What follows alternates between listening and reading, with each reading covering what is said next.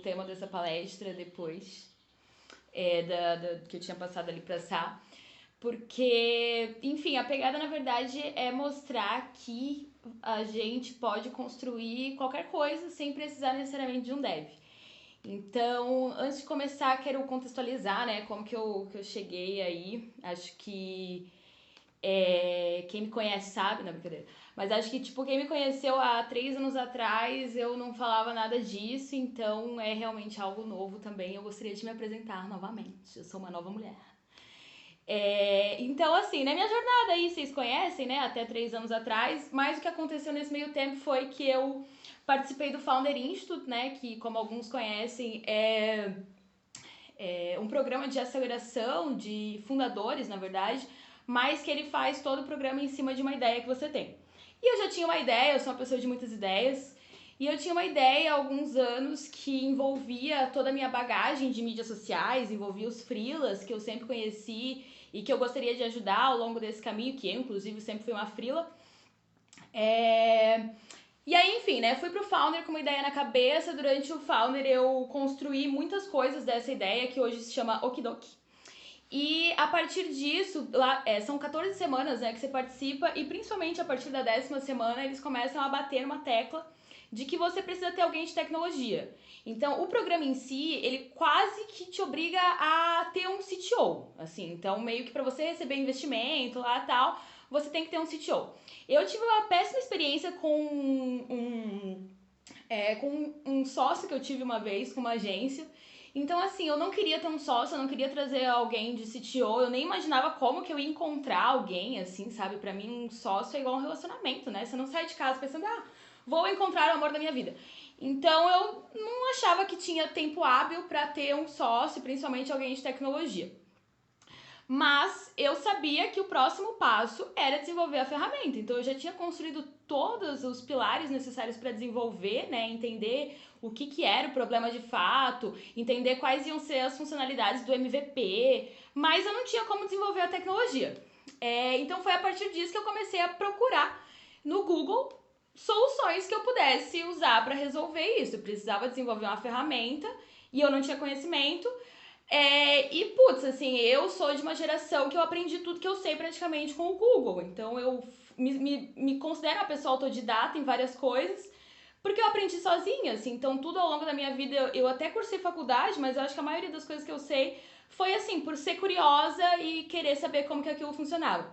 Então, na minha cabeça, não fazia sentido que não tinha como eu desenvolver uma ferramenta sozinha. Então, eu comecei a procurar. Procurei CTO de aluguel, procurei a máfia.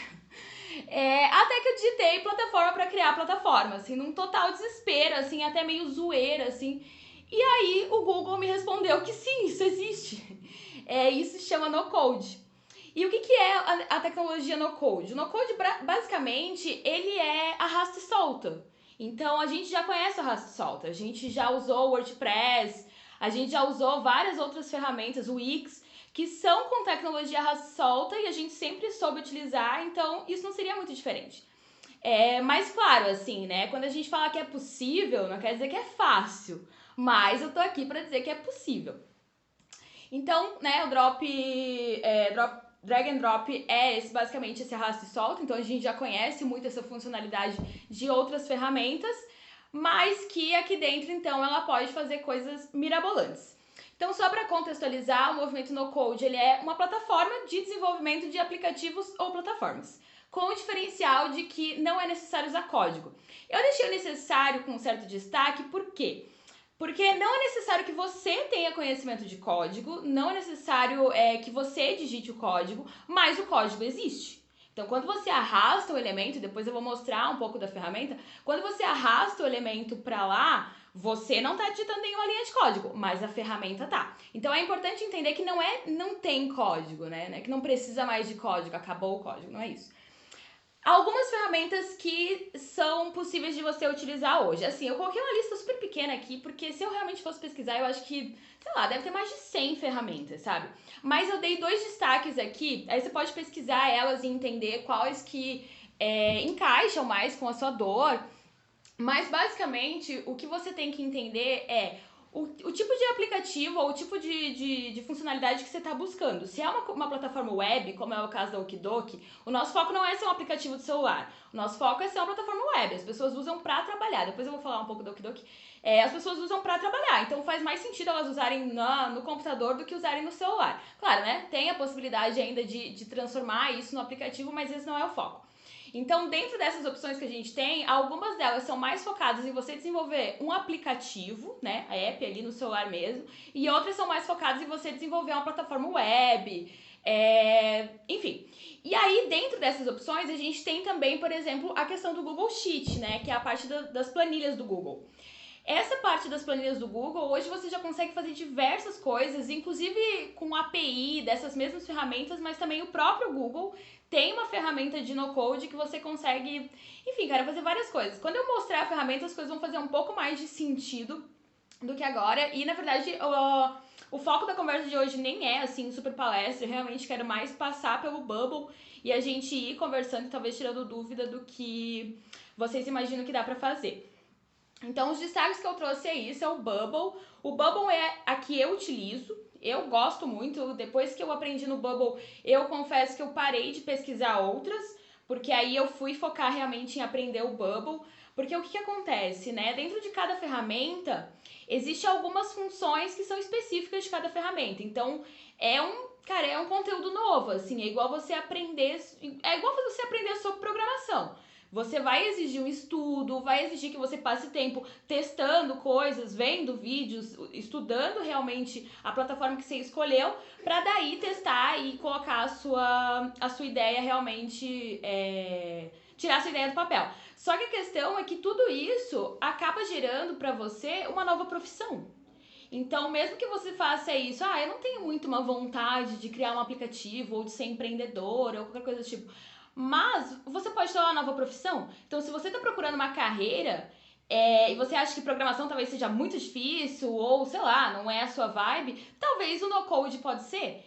Então, eu, assim, apesar de eu estar focada no Okidoki, a Okidoki é minha fonte de renda principal e é o meu foco também principal, eu tô dando consultoria relacionada no code. Então acaba que esse novo conhecimento, esse novo movimento que é o no code, ele serve também pra trazer mais oportunidades assim pro mercado.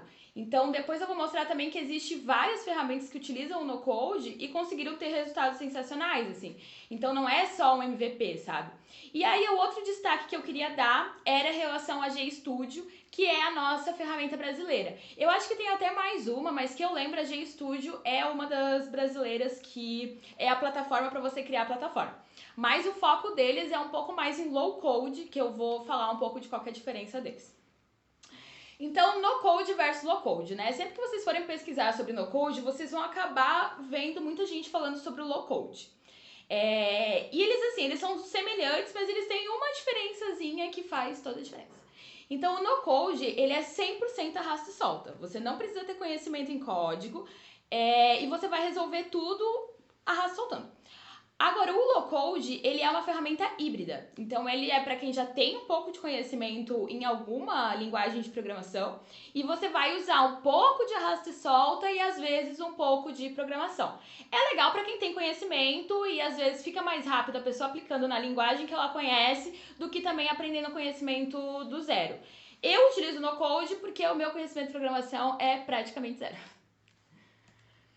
E aí a pergunta que geralmente me fazem, assim, e também era uma dúvida que eu tinha muito no começo, isso aí é só para MVP? Então, por exemplo, eu tenho uma ideia, né, que eu quero fazer, mas será que vai dar conta? Pô, eu vou colocar um monte de usuários ali, vou colocar um monte de gente para editar conteúdo, mas será que a ferramenta não vai cair? Não vai dar um bug e não vai aguentar tudo isso de gente? E aí eu vou pros dados, né, porque eu também sou uma pessoa dos dados, e eu vou mostrar pra vocês alguns prints, assim, eu posso passar esses links pra vocês depois, mas é fácil encontrar no Google cases de sucesso de startups que têm a tecnologia em no-code. Então, assim, são centenas de casos, mas eu vou focar principalmente nessa que esse Sem Codar é uma comunidade, digamos, de brasileira, né, do Renato Assi, que ele é um cara muito foda no code, ele tem uns vídeos muito bons no YouTube, pra quem tá começando eu acho sensacional. Então ele tem bastante conteúdo assim bem aprofundado e esse com certeza foi o conteúdo que me comprou. Foi o conteúdo que eu falei, cara, então sim, então eu vou fazer o Okidoki no Code, não vou atrás de um CTO, não vou atrás de um dev, não vou atrás de uma software house e vou fazer sozinha. Foi esse. Por quê? Eu vou mostrar. Então assim, ó, o que ele me dá aqui, né? 13 startups criadas com o Bubble. Então aqui ele já começa mostrando de uma startup que foi fundada em 2013, beleza, né? A gente tem que considerar o tempo de cada coisa. Mas que assim, ó, ela já tá processando mais de 1 bilhão em empréstimos e recebeu um aporte de mais de 364 milhões. Isso com no Code. Então, é possível. Aí outro, beleza, 3 milhões em aportes investidos, plataforma usando no Code. Plato, outra também, já recebeu 3 milhões também tudo em no Code, em Bubble. Mas o que realmente me pegou foi esse aqui. Por quê? Porque esse aqui é uma startup que ela não necessariamente está recebendo investimentos, eles até não falam sobre isso, mas ela é uma startup que está com 300 mil usuários. Pô, 300 mil usuários. Quando que eu vou ter 300 mil usuários? Tomara que tenha um dia. Mas assim, é surreal você ter 300 mil usuários, né? Então, dá, sabe? Eu acho que você pode ir longe com o no-code. Acho que não precisa se preocupar em que vai ser um MVP, que daqui a pouco eu já tenho que trocar e tal. Não, sabe? Eu acho que você pode construir uma ferramenta em que ela só vai ser trocada por uma tecnologia diferente quando realmente houver necessidade, quando você tiver dinheiro para isso. Então não faz sentido hoje eu mudar a minha tecnologia se eu nem explorei tudo que eu posso fazer com o Bubble, por exemplo, ou até outras, né? Mas a vibe é que o no-code, ele permite que você conecte várias coisas com várias coisas, assim. Então as APIs que você pode conectar, cara, é de tudo, assim. Então desde inteligência artificial, sabe? Isso com a tecnologia no-code. Então, claro, sempre vai ter gente que vai te colocar em dúvida, né, se esse é o caminho. Mas isso também porque a gente é mulher, né? Então, de vez em quando as pessoas fazem a gente ter dúvida. Mas eu já percebi, já estudei, posso garantir que dá pra fazer coisas muito robustas na ferramenta sem depois precisar ficar trocando, sabe? Sem depender de uma software house. Mas enfim, eu quero até voltar aqui pra apresentação, pra falar mais umas coisinhas aqui com vocês. Deixa eu voltar aqui. Depois a gente pode passar, assim, detalhes ali, se vocês tiverem interesse, mas tem algumas coisinhas extras que eu gostaria de falar. Uma até não tá aqui que eu quero falar antes. Uma delas é que as pessoas perguntam, assim, se... Calma aí, deixa eu só ver. Não, eu vou falar aqui mesmo. Então, assim, as perguntas perguntam, que tipo de temas que eu tenho que ter em mente, ou que tipo de assuntos que facilitaram com que eu aprendesse o Bubble, né? Eu sou uma pessoa comum, como vocês, eu não tive tanto contato com tecnologia, eu sempre fui uma pessoa muito apaixonada por tecnologia, eu sempre fiquei comendo nas beiradas ali no ambiente de startups e tal, porque eu sempre gostei muito, fiz curso de futurismo, então assim, eu sempre tive um apreço por tecnologia, mas eu nunca fui uma pessoa que programou, mas eu fiz alguns cursos quando eu era adolescente de lógica e de HTML. Então eu considero que esses temas, eles me trouxeram bagagem suficiente para eu ter um pouco mais de coragem de arriscar no Bubble, sabe? Então, isso é uma das coisas que eu gostaria de falar. Eu não acho que a pessoa precisa saber, mas eu sinto que facilitou a minha vida na hora de entender o Bubble, porque eu sabia por exemplo, essa questão do se isso, então aquilo, é um comando da programação. Então, algumas coisas de HTML, de código, de comandos, que a gente já aprendeu. Então, assim, quem teve um Tumblr, quem teve um WordPress, teve que aprender alguma coisa de HTML para poder colocar uma musiquinha no seu Tumblr. Então, esse tipo de coisa acaba agregando, assim, mas não é um empecilho, sabe? Uma outra coisa que daí eu não tenho conhecimento, mas eu sinto que se eu tivesse essa bagagem, teria feito muita diferença e a primeira versão da Okidoki teria sido mais bonita, é a questão da UX. Sabe, eu acho que você aprender a usabilidade das coisas, você aprender um pouco, ter um pouco mais dessa noção, assim, de cores e, assim, estética também, ele ajuda muito no desenvolvimento. Porque